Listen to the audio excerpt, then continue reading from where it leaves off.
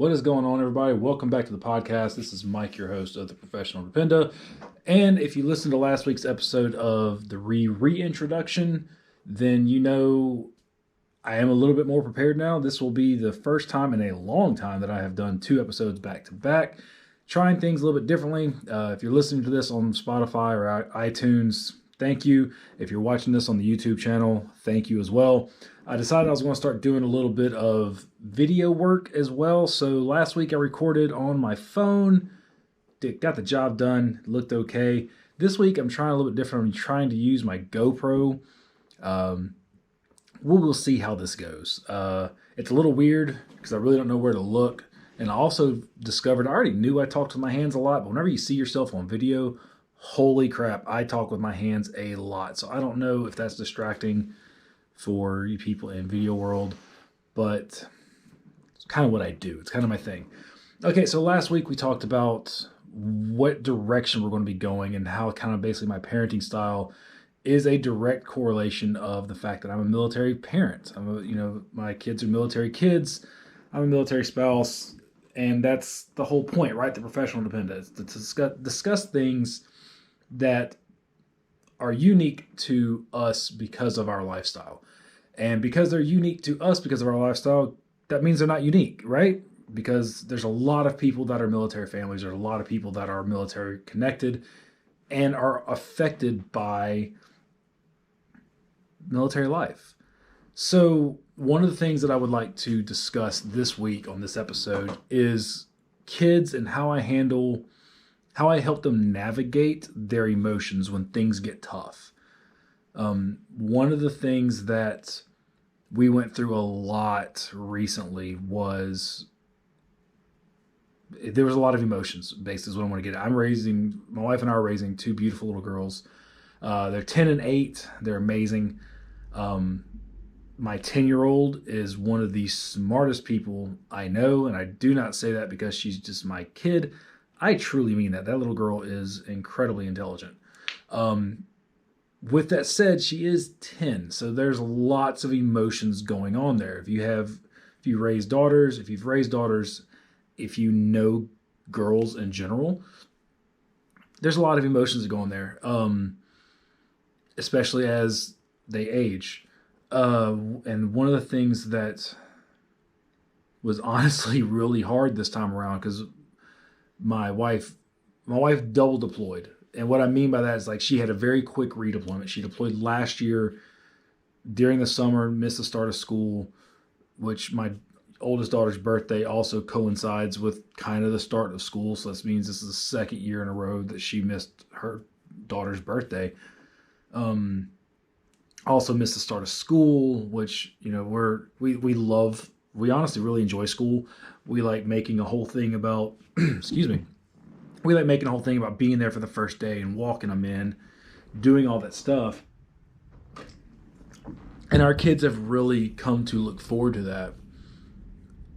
And I think because we are a military family, we do tend to change schools every, 3 to 4 years. This is the second school my kids have gone to, and they're probably getting ready to start a third school next school year, which I may have jumped the gun on that announcement on the podcast from last week, but I'm still, because we haven't heard anything yet as of the release of the podcast from last week, I would bet the house that by the time this podcast comes out, I will have already found a real estate agent for where we're supposed to be going next. But that's neither here nor there. Okay, so back, as y'all know, tend to ramble. So my oldest daughter really had a hard time with being okay with mom not being here. And there was a couple of ways that we could have worked that out, right? I could have taken the hard-nosed approach of, well, you know what? You're a military kid. Your mom is military. This is part of it. Suck it up. It sucks for everybody. That's like the typical guy way to handle it, right? Bottle it up, shove it down. It's, you're not the only one having a tough time. You'll be fine. And that's what a lot of guys I know, that's how they would have handled that. They would have told their kid, you know what? I'm sorry you're having a tough time. I'm having a tough time too. Your sister's having a tough time. And that's just the way it is. But that's not the right way to handle that, is it? Like, at all. Whenever kids are at that age, they don't process things the same way adults do. As an adult, I can sit there and go, yes, this sucks, but I understand. This is something that, she signed up for, something we have to deal with, something we're going to work through, and I'm just going to deal with it. All a 10-year-old knows is mom's not here. Yes, she may understand that, mom is gone because she's military and that's, mom's going to miss stuff from time to time. But at the end of the day, all she really knows is mom's not here and she's missing something that is important to her. And this is not the first time. So the way that I chose to approach this was, and I'm going to do my absolute best to not get emotional on this, but it's emotional. I can feel myself getting a little emotional now. But it is emotional because you're helping somebody that's hurting navigate emotions. And at the same time, you're hurting, right? So the way that I chose to handle it was let her know that, yeah, it does suck. It 100% is not fair that mom is missing your birthday again for the third time. It is 100% not fair that she missed it last year and she's missing it this year. And I let her know that her feelings were valid. And I let her know that, yeah, it's okay to be upset. And it's even okay to be upset with mom that mom's not here, even though there was nothing that mom could do about it. What's she going to do? Say, sorry, kid's birthday, I can't deploy this time. That's not going to work. And as an adult, we understand that. But as a 10-year-old, they don't get that. So yeah, that's what I told her. I told her, said, hey, look, it's totally fine that you're upset. Be upset. We're going to work through this. And I just let her be sad. Let her be sad. I sat there and I, gave her a hug until she started feeling a little bit better. And we talked about it. And we moved forward. And we discussed that, yes, she's upset and that things aren't always easy. Kind of did the same thing. And here's the other thing, though. Like, so her younger sister was, she handles kids handle things differently than each other.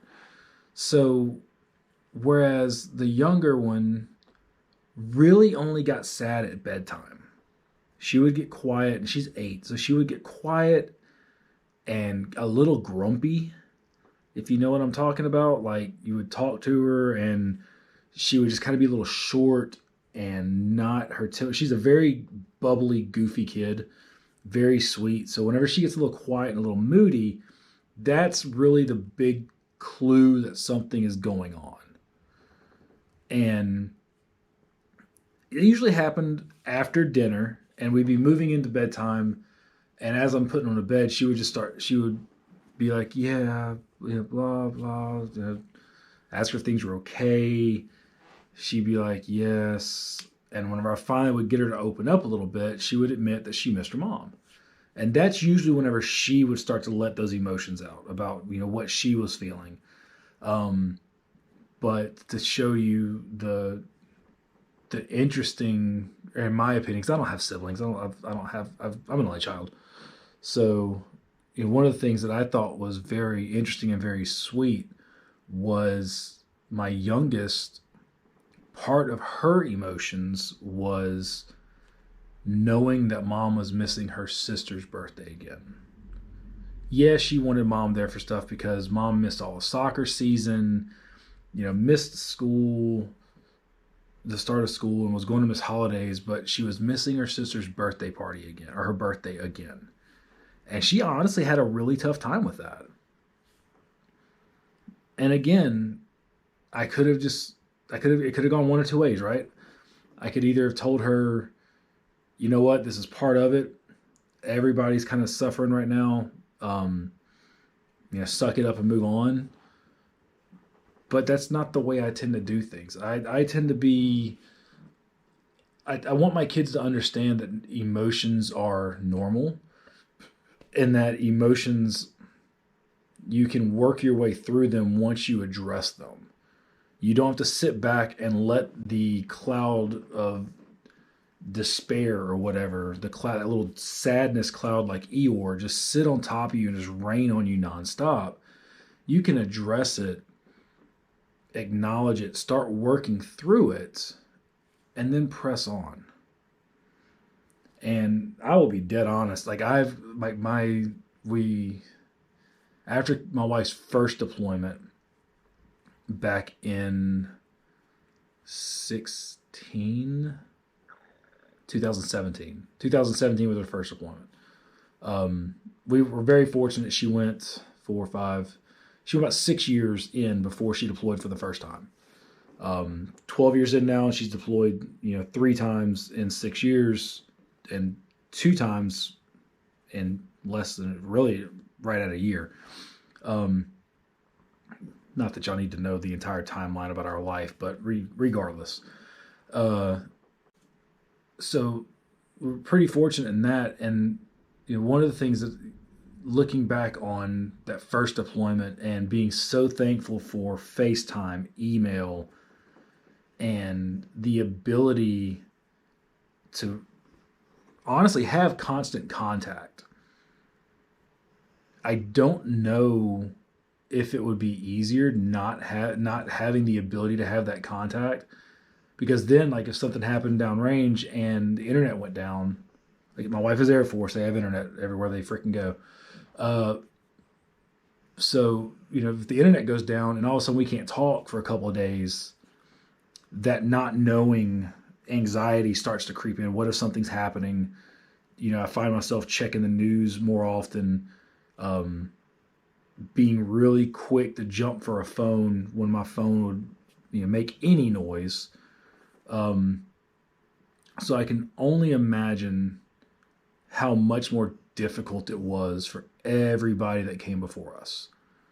For people, even just 10 years prior, that didn't have FaceTime, didn't have the ability to, text or call pretty much whenever they wanted to. My heart truly goes out to how strong those families were to make it through all that without the comforts of the technology we have today, where we can literally in the palm of our hand reach out and connect to somebody. It's all the way around the world. And, unless you're a Navy spouse, or your spouses own a boat, like, Navy or Marine Corps, and y'all's spouses are on shore duty, or not shore duty, that's whenever y'all are on land, but whenever y'all's spouses are out, in the water or on a submarine or something, y'all have no contact. I mean, y'all still are going through it without that constant contact. And I honestly don't know which one's easier. I really don't. I don't know if it's easier to not have that contact on such a regular and consistent basis, because then you don't get used to it. Like if my wife were to deploy and I knew, hey, I would get 2 phone calls a month, I don't know which one would be easier. I really don't. I can remember her first deployment, the kids being mostly okay with stuff because we kept them in gymnastics. We kept them in their Awana, the little Christian kids club thing. Nothing for my kids changed. And that's one thing that's been very consistent for every deployment is nothing changes. Except mom's not here. No, we still, this last deployment, we went to Universal. It was the first time taking my kids to an amusement park without my wife. So, but we still went. Like the trip was planned before she left. Then before she was leaving, she got orders, and we still went. With the last deployment, we still went camping. We had a camping trip planned to Savannah. She deployed. My kids were like, oh, so we're not going to Savannah? I was like, no, the truck's hooked up to the camper. Let's roll. because life does not stop just because your spouse is gone. And I think that's something that a lot of spouses that I've seen and that I know, they tend to lose sight of. They feel that because their spouse is gone, they have to stop doing stuff. And I'm seeing this start to shift a little bit, where spouses are being a little bit more independent and less codependent on their spouse, on their military spouse. And if this is one of those things where, like, if this doesn't apply to you, then that's great. If you are not codependent on your spouse, which I know a lot of people are, which is why I'm even talking about it. Some spouses, if their spouse leaves and they're in an area where they don't have a support system, they pick up and go home. They might take their kids with them or whatever, but that's not the way I operate. I typically am working. Whenever my wife deployed last year, I was unemployed. I've been looking for work, but I was unemployed. But my kids were in school. My kids had after-school activities. My kids had gymnastics and soccer and all that fun stuff. I couldn't just say, you know what, we're going to homeschool them while my wife's deployed. Technically, could I? Yeah, absolutely. I could have, because that's an option that our school district offers, is the ability to take you to homeschool your kids or virtually learn them. But our family dynamic does not work well with like homeschool environment. We found that out very quickly whenever they got sent home at the beginning of COVID, and we were trying to do home, the learn from home distance learning stuff.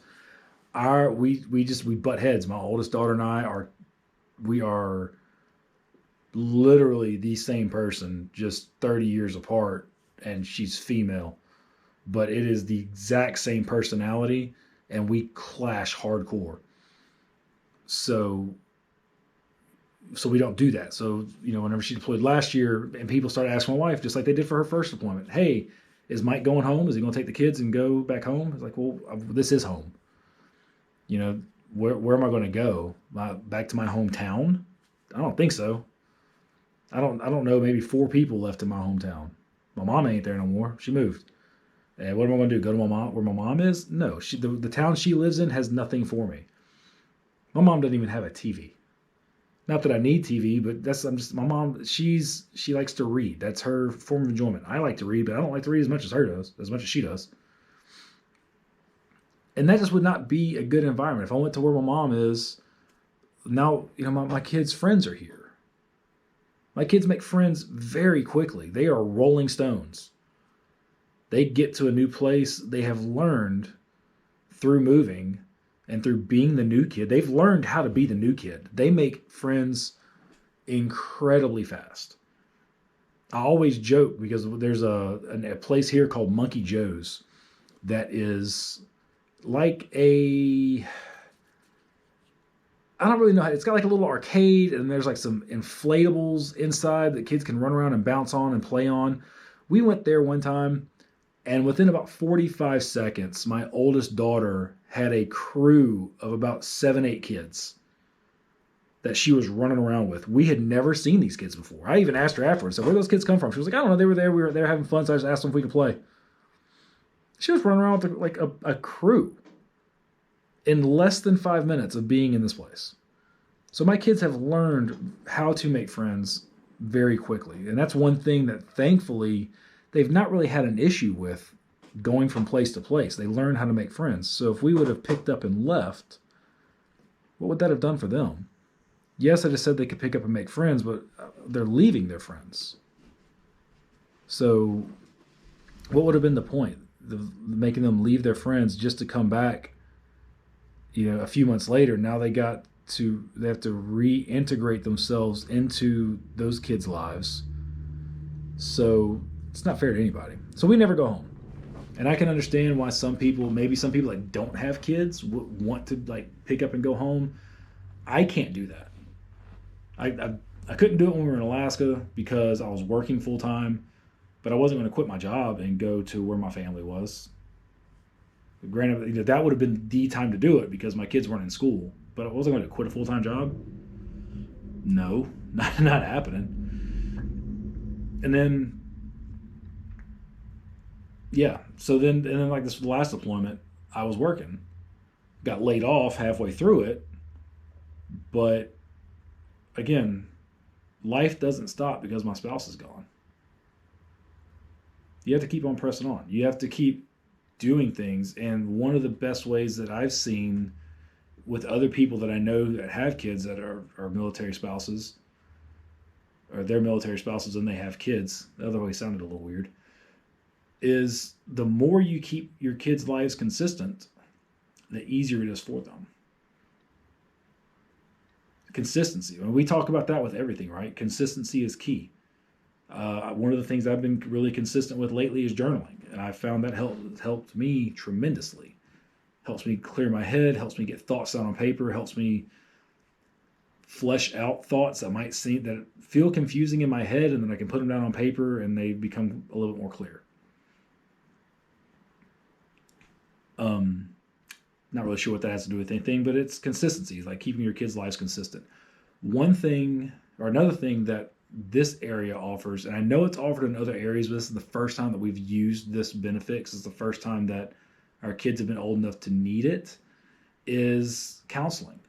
Military Family Life Counselors, MFLAC. The counselor here is absolutely wonderful. Whenever my wife deployed last year and we went to the start of the school year, I went to the MFLAC because she had a little table set up where we could, she could meet everybody and talk to everybody. And I was like, hey, this is the first time that my wife is deployed and our kids are school age. So I really don't know what's going to happen. I don't know how they're going to handle it.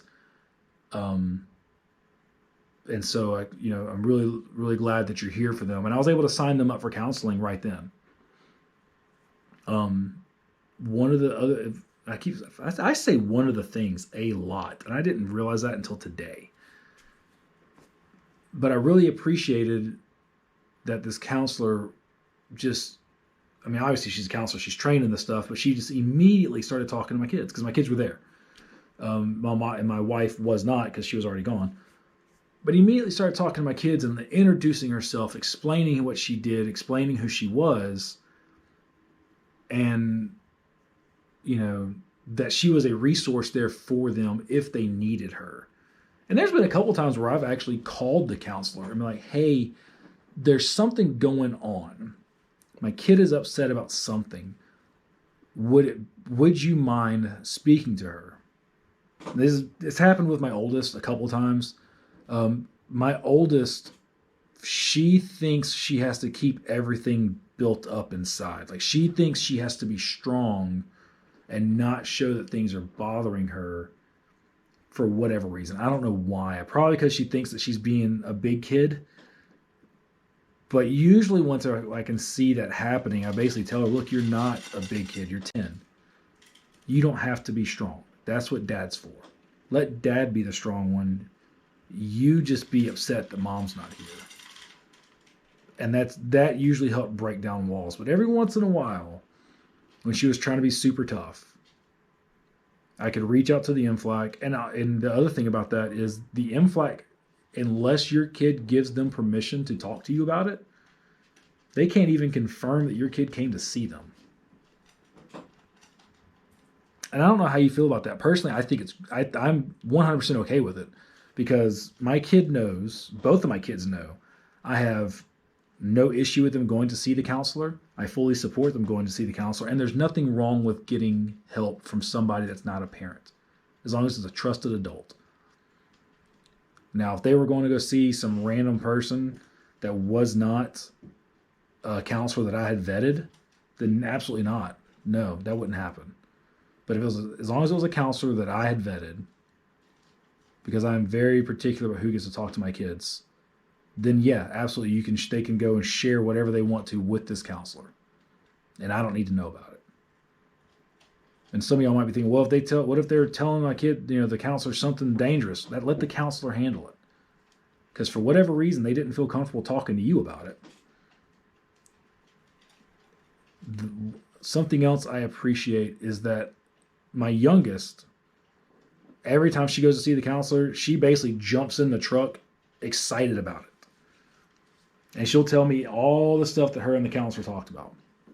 My oldest, she might say she went to go see the counselor, but she won't tell me what they talked about. At least not at first. There's not been one time where she's gone to see the counselor where she's talked about it up front. She usually waits a few hours. I don't know if she's still processing or if she wants to just do it on her own time and not whenever I ask her, which is fine. But one thing I noticed is that whenever the days that she goes to see the counselor, her mood improves for about a week. Whatever her and the counselor talk about helps her process emotions, get her thought process going in the way she needs it to go, and she's in a better headspace for about a week. And one thing we just found out, see, I did it again. One thing I just found out is with the MFLAC, I thought they were only allowed to see the MFLAC while my wife was deployed. Turns out it's just because she's there all the time for military kids in general. So just because my wife is home from deployment doesn't mean that my daughter stops getting that support that she needs, which is great because now they're able to work through some of the reintegration issues. And by reintegration issues, I just mean that the kids, whenever my wife came home from deployment, both of my kids were absolutely ecstatic that mom was home, for one.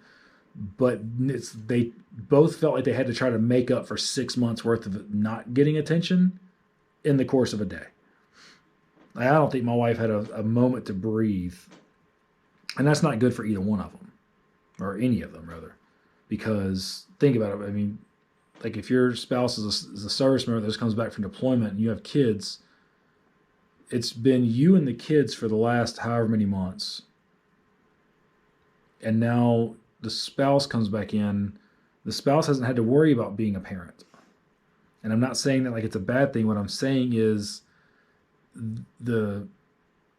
you got to let them get resituated and back in the mindset of being a parent, because things change while they're gone.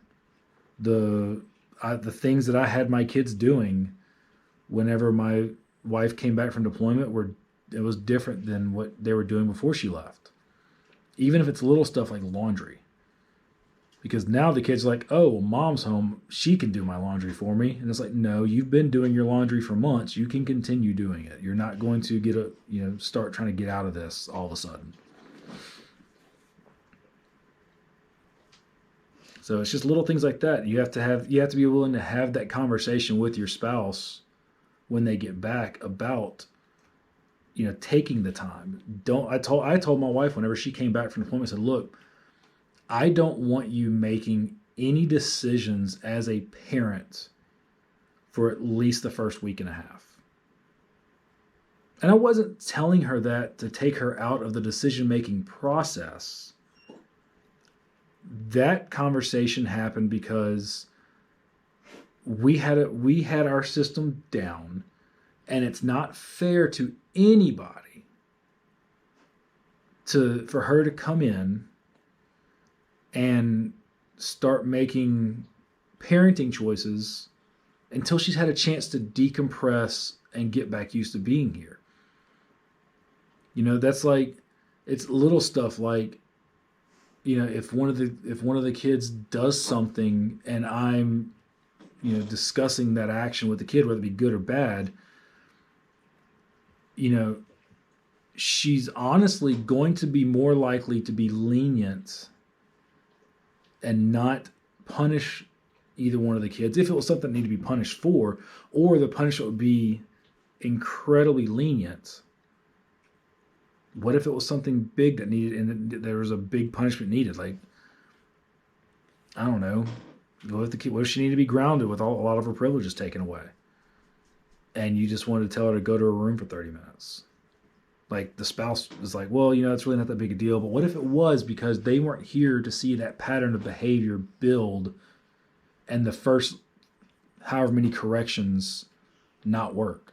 So now you need to take it up a level. That's the reason why I told her I really didn't want her making any decisions for at least the first week and a half. Because then there were some things where, the kids may try to play you against one another. And they'll be like, well, Dad said this. And it's like, no, Dad didn't. But Mom doesn't know that. So having that communication is pretty important. And I know I got a little off topic here, but it's still all good. It all ties back to emotions and how your kids are going to handle things. Yeah, man, let's kind of go that way. Let's talk about reintegration a little bit. When my wife came back, obviously there was a giant release of emotions for everybody. I was super excited. The girls were super excited. My wife was super excited. The dog lost his ever-loving mind. It was hilarious. And she just recently went back to work, but the kids really, really tried to get 6 months worth of missed attention done in no time flat. And one of the things that we've had to discuss with my youngest daughter is that, yes, I understand you're really enjoying all this time back with Mom and being able to do all this stuff with Mom, but you need to let your sister have time too. Because one of the things my youngest daughter has been doing, and this is again because she's young, she's 8, and she misses Mom, and she's really wanting to make sure she doesn't miss any more time with Mom, but she has been forcing herself into their attention, into their space, without really letting them do the things that they're trying to do. And I had to sit down with her and tell her, look, I love that you want to spend so much time with her. And she loves spending time with you. But your sister needs time too. And then there's been times where they can do stuff together. And there's times that we all 4 do stuff together, or just the 3 of us, or just 3 of them. But sometimes, there needs to be one-on-one time. Mom and her oldest and Mom and her youngest, they need time together. And they need that time together without the other one trying to interfere. And my oldest is great about that. My oldest is like, no, that's great. If she's going to do that with my sister, then I'm going to go do this. She doesn't really care. But the youngest always wants to do something. Color, read, play sports, be silly. She's really good at being silly. And she has a tough time seeing my oldest get attention and not being in the middle of it. Again, she's 8. So this is one of those things where we're having to help her navigate that, because she is showing a lot of emotion. She's showing a lot of clinginess, a lot of worry about, what's going to happen next. It's almost like she's worried that Mom's going to be gone again real soon. So she's trying to squeeze it all in now. And it's been tough. It's gotten better. She's been home for about a month now, and it's gotten better. But it's still been tough. It's been a very interesting deployment this time around. And I know each deployment's different, because every time your spouse deploys, you're either in a different location, your kids are a different age, there's different stuff going on. So every deployment is different. So anybody that tells you, I don't need help, I've been through this before, they're full of crap. That's bravado. They're trying to be cool. I had a tough time this time around because my support system here is not as great as the support system that I had back in Alaska or back in Arkansas. If my wife would have deployed while she was in Arkansas, it really wouldn't have been that big a deal. Both of our families are there. My in-laws are there, so my kids can see their cousins. My mom is there. It would have been not that big a deal.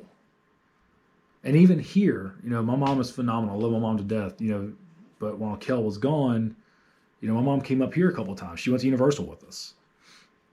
So my support system, while here itself isn't that great, some of that falls on me. I haven't put forth the time necessary and the consistency necessary to build that community for myself here. And I do. I'm a member of Team RWB. People in the video, y'all can see the Wad for Warrior shirt. And that's a great organization. And we've been working to build it back up here. And we've done some good things, and we've got some great things on the calendar. But for what I needed, it just wasn't what I made it. It wasn't what I needed to make it. And that falls back on me because I'm the chapter captain. So the fact that the organization isn't what I need it to be is on me because I need to make it better. That's not what this podcast is about, but that's just a little lane out. Team RWB is a great organization. I just need to do a better job of it here for everybody else and for myself. So the ability to have community is important. And as adults, it's important to have that community because then you have the support network to handle your own emotions, to help your kids navigate their emotions, to have your kids plugged into things, to have them connected with people that understand your lifestyle. So, so kids and emotions, right? So what do we talk about? We talked about the MFLAC. We talked about how we help our kids navigate their emotions. We talked about how to handle your own emotions a little bit. Talked about being consistent with things. I think that's a good spot to drop it. We are going to try to get a guest. I'm going to try to get a guest to talk about PCSing. I really want to get somebody on here that has experienced PCSing from overseas. I've never done that. My next episode will be about PCSing and about kind of what is the process that we go through to get ready to PCS. And then as we go through this whole process, I'll, be dropping videos on YouTube and on Instagram about PCSing and just about the different stuff that comes up day to day. And we'll talk about some of the bigger things on here in this little bit longer format. But I really want to get somebody that has PCS from overseas at least once just to discuss the different things, bonus points if they have pets. I've got an idea of who I want to talk to. I just got to see what their availability is. So let me know what y'all think. Let me know if the camera thing is working for you. I may try to put it on my laptop next time. That way I can just sit here and look straight ahead instead of kind of looking catty-cornered. But yeah, let me know what y'all think about that. If you're not watching the video, if you're just on Spotify or iTunes or whatever, then don't worry about the video. But if you want to see the video, go check it out on YouTube. I found out you can upload the video to Spotify. So I may try to do both on Spotify. I have the regular podcast and the video. So anyway, I hope y'all have a great day. Next week's podcast is going to be about PCSing and just kind of how that process starts once you have your orders, or your RIP rather, because or at least for us, for Air Force, we get a RIP before we get orders, because orders you don't get until about 30 days out, and that's not enough time to do anything. So once you get your RIP and you know for a fact you're leaving, what that process looks like and kind of how you get going on everything. So thank you for tuning in. I really appreciate y'all. We will talk to you next week. Thank you for listening to the Professional Dependa. Talk to you later. Cheers.